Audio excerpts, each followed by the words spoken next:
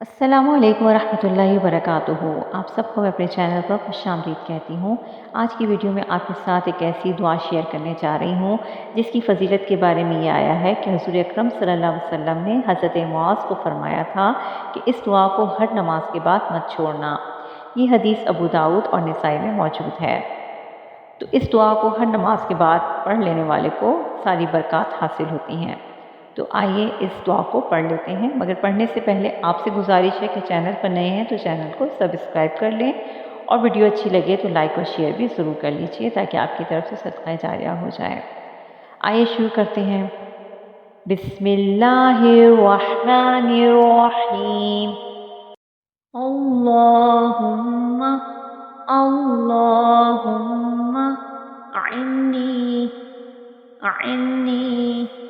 अला ज़िक्रिका व शुक्रिका व हुस्नी